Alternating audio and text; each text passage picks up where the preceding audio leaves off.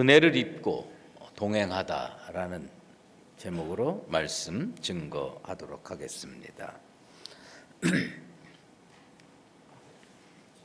2024년 우리 교회 표는 여러분들께서 이미 잘 알고 계시다시피 주께서 함께 역사하는 교회입니다. 제가 여러 번 말씀드렸습니다. 여기서 역사라는 말은 일하다라는 뜻이라고 말씀드렸습니다. 그래서 주께서 함께 일하시는 교회, 그것이 올해 우리 교회의 표입니다. 그런데 함께 일하기 위해서는 마음과 뜻이 하나 되어야 되고 가는 방향이 같아야 됩니다.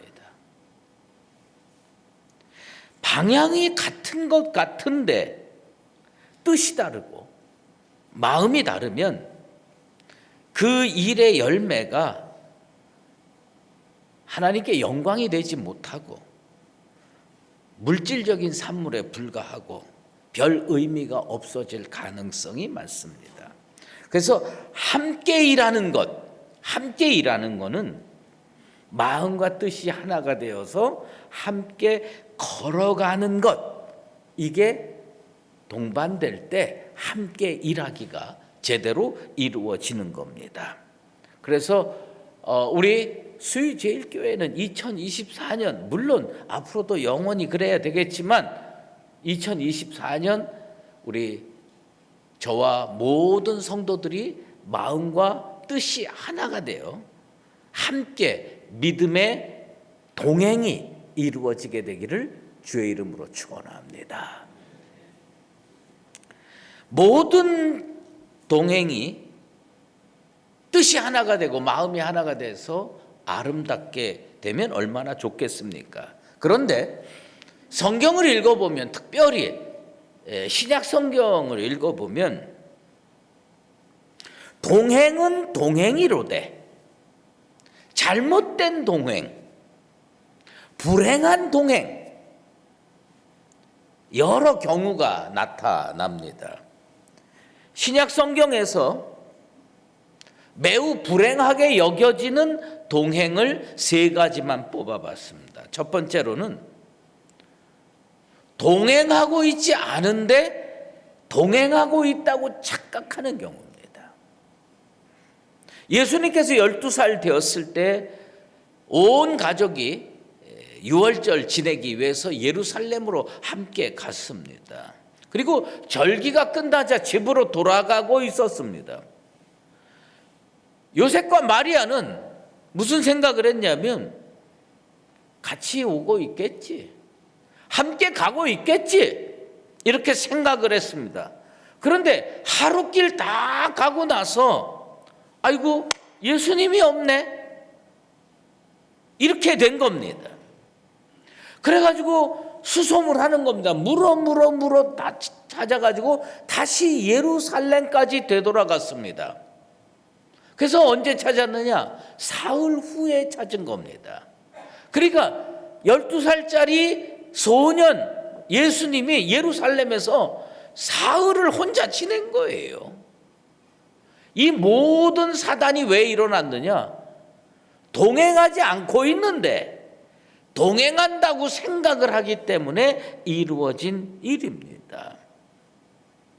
사흘 만에 찾았으니 망정이지 영영 잃어버렸으면 어떻게 할 뻔했습니까?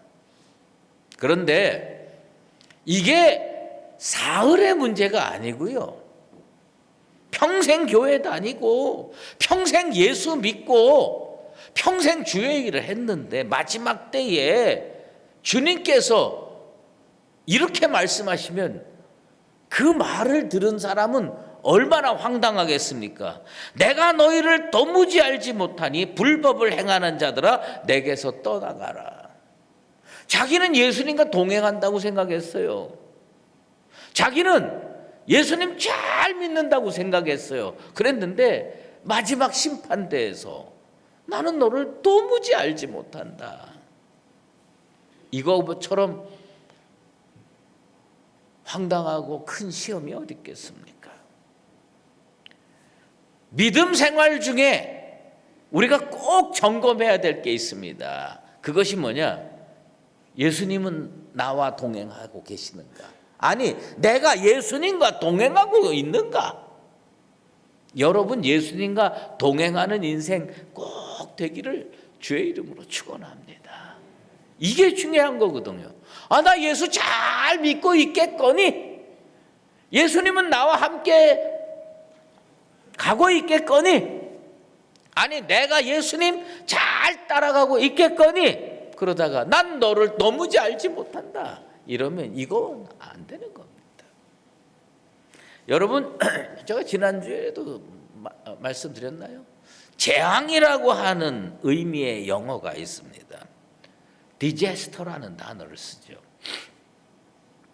그런데 이 디제스터라는 단어가요, 디스라는 단어가 앞에 붙어 있고 에스터라는 단어가 뒤에 붙어서 두 개가 합쳐가지고 디제스터가 되는 거예요. 근데 이 디스라고 하는 단어는 무슨 뜻이냐면 무엇이 없다, 혹은 무엇을 잃어버리다 라는 뜻이에요.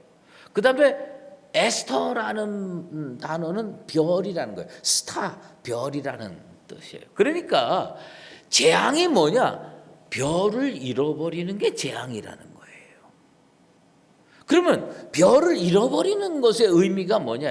옛날 나침반도 없었던 시절에 바다에서 항해를 하던 사람은 항상 뭘 보면서 배를 노져 갔느냐? 별 봅니다. 북극성, 별을 보면서 이게 쭉 배를 노져 가는 겁니다. 그래서 북극성이 저 앞에 있으면 내가 동쪽으로 가려면 오른쪽으로 배 저 가면 되는 거예요. 그런데 북극성이 저기 있는데 내가 동쪽으로 간다 그러면서 왼쪽으로 배를 몰고 가면 이거는 내가 가고자 하는 목적지에서 점점 멀어지는 겁니다. 그런데 맑은 날은 괜찮아요. 문제는 어느 날이냐? 안개 낀 날, 비 오는 날, 눈보라치는 날, 별이 안 보여요. 그러면 배를 띄워서 나왔는데 별이 안 보이니까 뭐예요? 동이 어디로 가는지, 서가 어디로 가는지. 그래서 재앙이 뭐냐? 별을 잃어버리는 겁니다. 그것을 생각해 볼 때 인생의 디제스터, 인생의 재앙이 뭐냐? 별 잃어버리는 거 며칠 있다가 다시 찾으면 돼요. 예수 잃어버리는 게 디제스터예요. 예수 잃어버리는 게 재앙입니다. 왜냐하면 별을 보지 못하면 항해하는 방향으로 제대로 못 갈까 봐 걱정이 되지만, 예수를 잃어버리면 우리는 구원의 길로 가지 못하고 영영 형벌, 지옥으로 가게 된다고 하는 겁니다. 여러분 인생길에서 예수를 잃어버리지 않게 되기를 바랍니다. 두 번째로, 예수님께서 이 동행의 불행이 뭐냐 하면, 예수님과 동행하고 있는데 영안이 어두워가지고 지금 내가 예수님과 동행하고 있는지 예수를 못 알아보는 거예요. 그게 뭐예요? 엠마오로 가던 두 제자가 꼭 그런 케이스입니다. 나중에 주님께서 눈을 밝혀주셔서 알아보게 했으니 망정이지, 영영 못 알아봤으면 그들은 아마 끝까지 믿음의 길로 가기는 어려웠을 겁니다. 눈이 있어도 보지 못하는 거, 이거 불행한 겁니다. 여러분의 눈으로 예수를 발견하고, 여러분의 눈으로 성령을 발견하고, 여러분의 눈으로 하나님을 발견할 수 있게 되기를 바랍니다. 내 눈으로 그걸 바라야 돼요. 소위 음악의 어머니인가요? 음악의 아버지인가요? 핸델이라고 하는 사람 아시죠?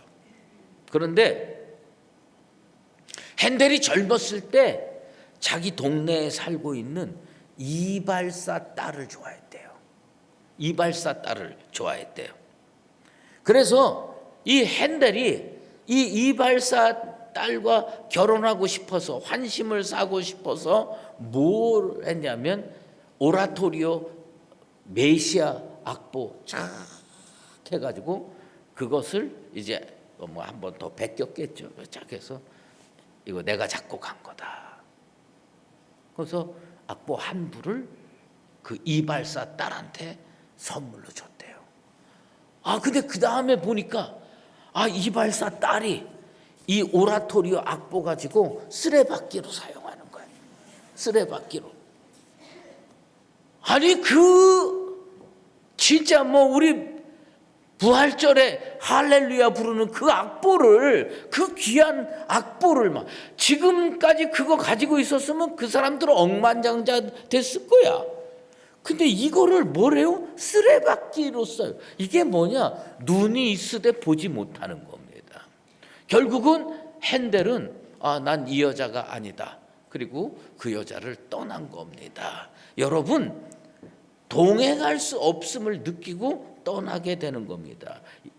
내가 눈이 있으면 예수님이 나와 동행하고 있는지 동행하고 있지 않은지를 밝히 보고 알아야 되는 겁니다. 그래서 주님은요, 눈은 몸에 등불이고 눈이 나쁘면 온몸이 어두울 거라고 말씀하셨습니다. 여러분, 눈이 나쁘면요 인생이 어둡게 됩니다. 하지만 영안이 나쁘면 뭐냐? 자기가 지금 마귀와 동행하고 있는지 예수와 동행하고 있는지도 알지 못한다는 겁니다. 그래서 이 2024년 여러분들 기도 제목에 주님 내 눈을 밝히소서.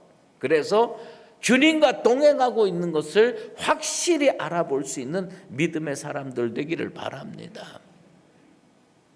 세 번째, 같은 뜻으로 가고 있는데, 동행하고 있는데 하나님께서 그 동행하는 자들에게 은혜를 베푸셨어요. 그래서 빛을 보여주시고 음성을 들려주시는데, 이게 참 뭐냐면 어떤 사람은 은혜를 받고 성령을 체험하고 음성을 들었는데 똑같이 길을 거는데 어떤 사람은 음성도 안 들려? 빛도 안 보여? 그래서 이게 무슨 일인가? 이런 경우가 있습니다. 사도 바울, 사울이 예수 믿는 사람 박해하기 위해서 다메섹으로 갔습니다. 가다가 갑자기 길 도중에 호련히 빛이 비추고 하나님의 음성, 주님의 소리를 듣게 됐습니다. 특별히 우리 주님의 음성을 듣게 됐지요. 사도행전 9장 4절에 사울아 사울아 내가 어찌하여 나를 박해하느냐. 그런데 성경의 9장 7절에 뭐라고 되어 있냐면 그때 같이 가던 사람들은 소리만 듣고 아무것도 보지 못하여 말을 못하고 그대로 서 있는 거예요. 그러니까 사도 바울은 다 봤어, 다 들었어. 그런데 이 같이 가던 사람은 듣기는 들어, 뭔가 음성이 들려요. 근데 뭐예요? 보지 못했습니다. 동행하고 있는데 하나님의 은혜가 어떤 사람에게는 이만한 강도로 쏟아부어 주시고 어떤 사람에게는 이만한 강도로 주시면 여러분은 어떤 사람이 되고 싶습니까? 하나님이 이만한 강도로 주시는 은혜의 체험자가 되겠습니까? 아니면 이만큼 주시는 은혜의 체험자가 되겠습니까? 만약에 오순절 마가의 다락방에서 120명의 성도가 함께 기도해서 성령 충만을 받았는데 성경에 안 기록됐으니까 모르지만 그 중에 딱 한 사람이 성령을 못 받았어. 119명이 받았는데 한 명이 못 받았어. 근데 그 한 명이 나나 여러분 중에 하나라면 어떡하겠습니까? 이왕 은혜 받을 거 사도 바울처럼 받고, 이왕 은혜 받을 거 성령 충만할 거 마가의 다락방에 있는 역사처럼 모두 다 받을 수 있는 믿음의 공동체 되기를 주의 이름으로 축원합니다. 우리 공동체, 그래서 여기 앉아 있는 모든 분이 오늘 주의 음성 듣게 되기를 축원합니다. 딱 들리는 거예요. 아, 근데 저 사람은 예배 마치고 아이고 나는 오늘 참 은혜를 받았어. 아이고 나는 아무것도 받은 게 없네. 맹숭맹숭하네. 그것처럼 불행한 게 어딨냐 이게. 동행을 했으면 같은 강도로 은혜를 받고 같은 은혜를 체험하고 같은 성령을 체험할 수 있어야 되는 겁니다. 그런데 우리가 지금 이 동행, 하나님과 동행하는 것을 생각을 해보고 있는데 많은 분들이 착각을 하는 경우가 있어요. 그것이 뭐냐면 내가 열심히 노력하면 하나님과 동행할 수 있을까? 동행을 결정하는 게 자기라고 생각하는 경우가 있어요. 내가 열심히 기도하고 내가 열심히 주의 일하고 내가 열심히 주일마다 교회 나오고 그러면 하나님이 나랑 동행해 주실 것이다. 뭐 그런 기대를 가지고 사는 거 나쁜 건 아닙니다만은 동행의 결정은 누가 해 주시느냐? 하나님이십니다. 예수님이십니다. 성령님이십니다. 그래서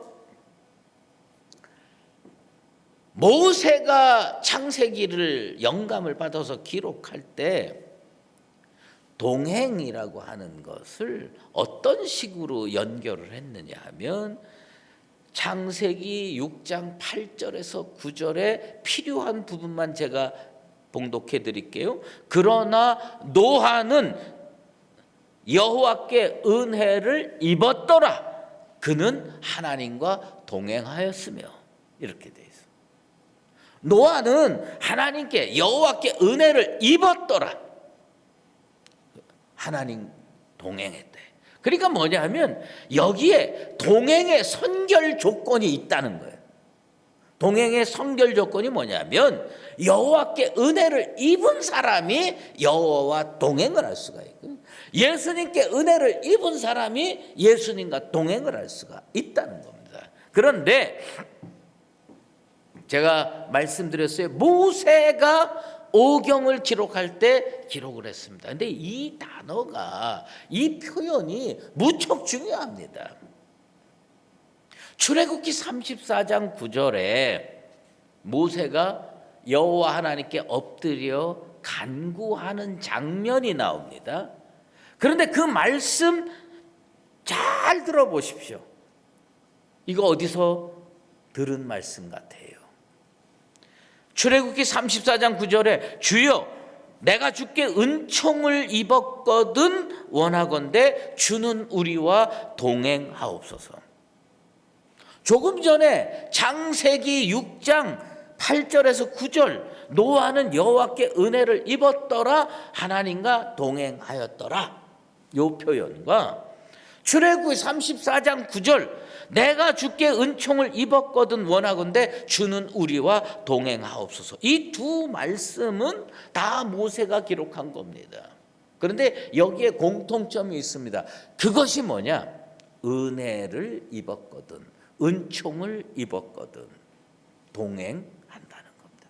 요 맥락이 명확하게 우리 마음속에 진리로 다가오게 되기를 바랍니다.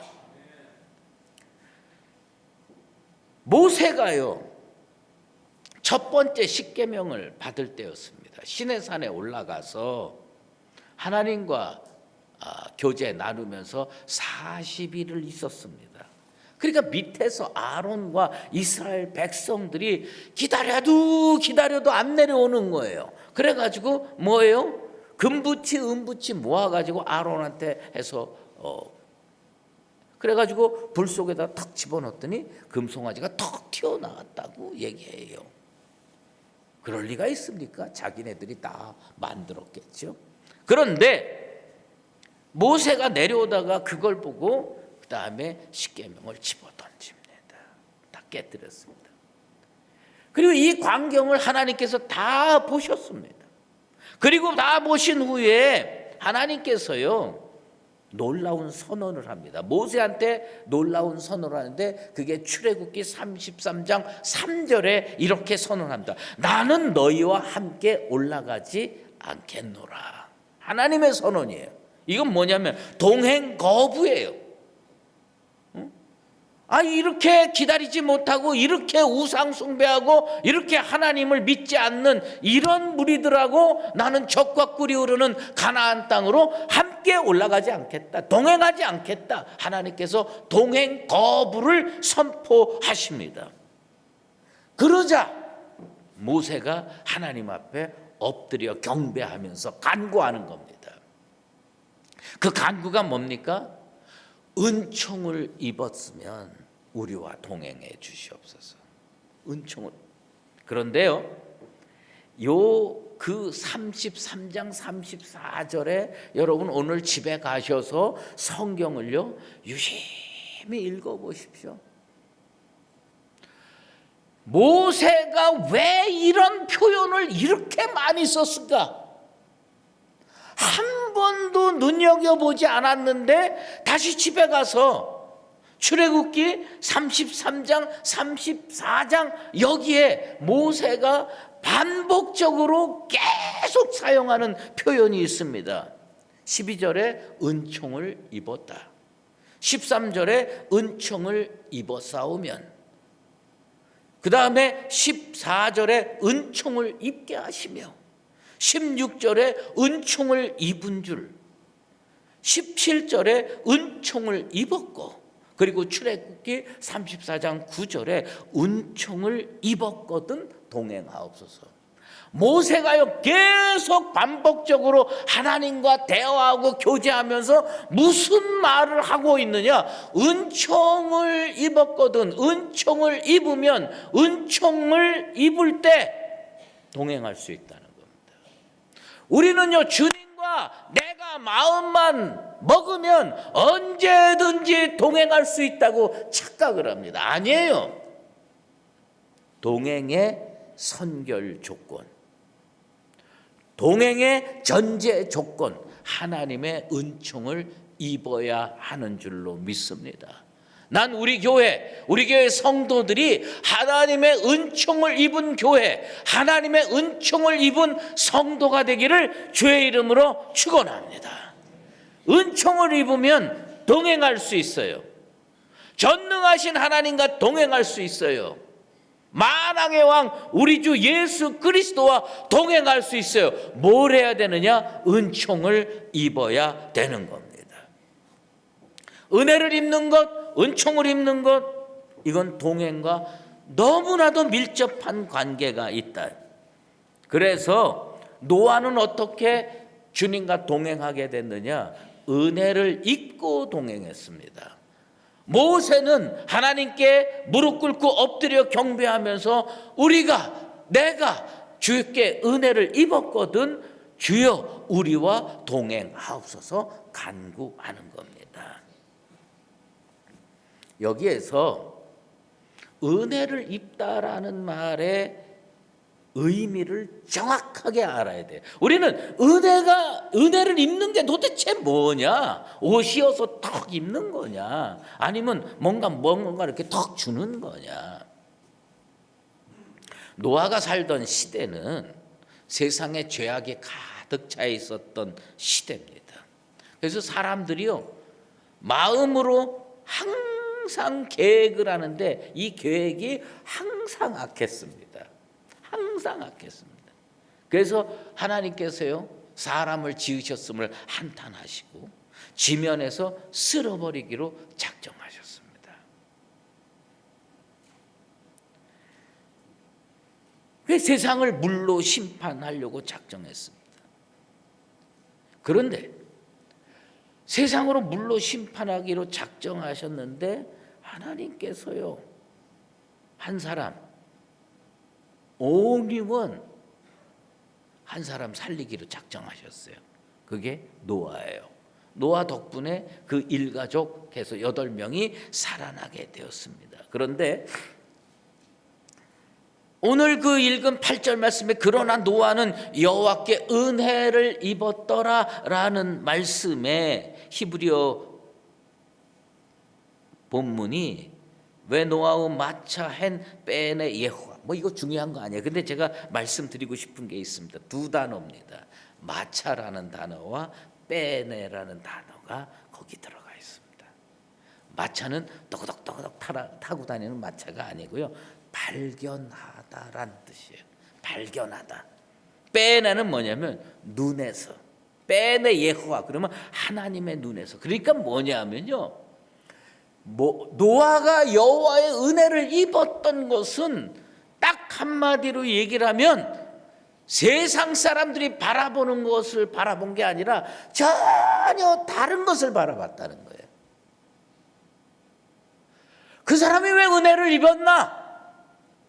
그 사람이 은혜를 입은 것은 뭐냐면 마차, 발견했어요. 뭐에서?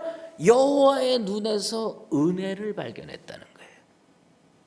여호와의 눈에서. 자, 생각해 보십시다. 세상을 바라보면서 24시간 1년 12달 세상만 바라보면서 여호와의 눈에서 뭘 발견할 수 있을까요?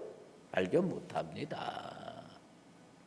노아는 세상 사람들이 매일 세상만 바라보고 있는 그 시대에 시대가 바라보는 것을 바라보지 않냐고 전혀 다른 것을 바라봤다는 겁니다. 그건 뭐냐? 여호와를 바라봤다는 겁니다. 은혜를 입으려면 우리의 눈이 뭘 바라봐야 되느냐? 하나님을 바라보고 성령을 바라보고 예수를 바라봐야 할 줄로 믿습니다. 그래야 은혜를 입을 수 있다는 겁니다. 이 모세가 이야기한 것, 노아가 행동한 것, 하나님께서 노아를 은혜를 주셔가지고 하나님과 동행할 수 있는 특권을 주신 그 이유는 뭐냐 하면 여호와를 바라보았기에 여호와께서 은혜를 베푸신 겁니다. 심판의 놀라운 소식을 하나님이 가르쳐 주신 거예요. 방주를 만들어라. 이 시대를 살면서 물론 우리가 세상을 안 바라보고 살 수는 없습니다. 세상을 바라보고 삽니다. 하지만 일마다 때마다 우리의 눈의 포커스가 하나님께 맞춰져 있게 되기를 축원합니다. 하나님을 바라보. 그래서 하나님께서 이 세상 사람들에게 알려주지 않는 놀라운 진리, 복음, 생명, 이것을 가르쳐주는, 그래서 여호와께 은혜를 입은 사람들 되기를 바랍니다. 모세는 어떻게 그런 표현을 쓸 수 있을까? 여호와의 눈에서 은혜를 발견하다. 하나님께서 지으신 것을 한탄하시고 지면에서 쓸어버리기를 원하는 그 당시 사람들 99.99999% 사람들과 은혜를 베풀어서 남기기를 원하는 only one의 사람, 이 차이는 어디에서 나왔느냐? 하나님을 바라보느냐 바라보지 않느냐에 달려있다는 겁니다. 2024년 우리 하나님 보고 삽시다. 여러분, 세상에 나가서 세상 일도 해야 돼요. 또 세상의 권력도 바라봐야 되고 소식도 바라봐야 되고 TV도 바라봐야 되고 인간관계도 바라봐야 됩니다. 그거 하지 말라는 거 아닙니다. 그런데 아침에 점심에 저녁에 기도하면서 우리의 눈을 들어서 여호와를 바라보게 되길 바랍니다. 예수님을 바라보게 되기를 바랍니다. 여호와의 눈에서 은혜를 발견할 수 있는 사람, 어떤 사람이냐? 하나님을 바라보는 사람이었습니다. 우리 복음 시대는 누구를 바라봐야 되느냐? 예수를 바라봐야 되는 겁니다. 여러분, 노아가 당대 사람과 DNA가 달랐기 때문에 여호와의 은혜를 입은 게 아닙니다. 그 당시 사람과 DNA가 똑같았어요. 유전자가 똑같았어요. 다를 게 하나도 없었어요. 딱 한 가지 다른 게 있었어요. 그의 눈을 들어서 하나님을 바라봤다는 것입니다. 지금도 마찬가지입니다. 세상에 휩쓸려 살다 보면요, 어떤 사람이 되느냐? 하나님의 은혜를 발견할 수 없는 사람이 됩니다. 그러면 심판을 견디지 못하고 영원한 형벌을 면치 못하게 됩니다. 히브리서 기자의 놀라운 권면을 우리 가슴에 새기고 주님과 동행하기를 원합니다. 믿음의 주여 또 온전케 하시는 이인 예수를 바라보자. 히브리서 12장 2절 말씀입니다. 2024년 예수를 바라보면서 여호와의 은혜를 입어 하나님과 동행하고 예수님과 동행해서 놀라운 은총을 입으며 살아가는 나와 여러분 되시기를 예수 그리스도의 이름으로 축원합니다. 기도하겠습니다. 하나님 아버지 감사합니다.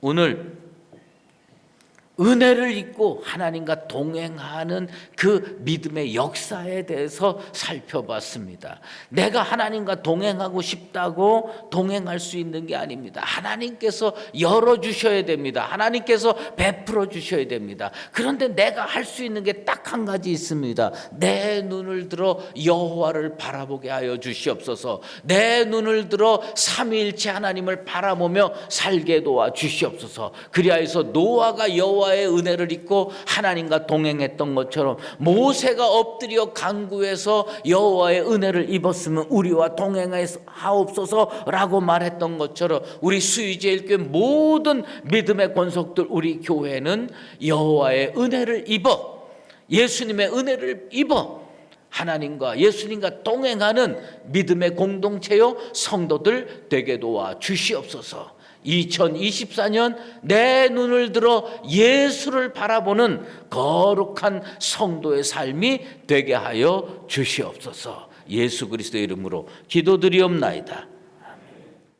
이제는 우리 주 예수 그리스도의 은혜와 하나님 아버지의 극진하신 사랑하심과 성령의 인도하시고 교통하심이 하나님의 은혜를 입고 하나님과 동행하며 예수님과 동행하며 믿음으로 살기를 작정하는 사랑하는 수의제일교회 모든 믿음의 권속과 주님의 몸된 교회 위에 이제로 영원히 함께 계시옵기를 간절히 축원하옵나이다.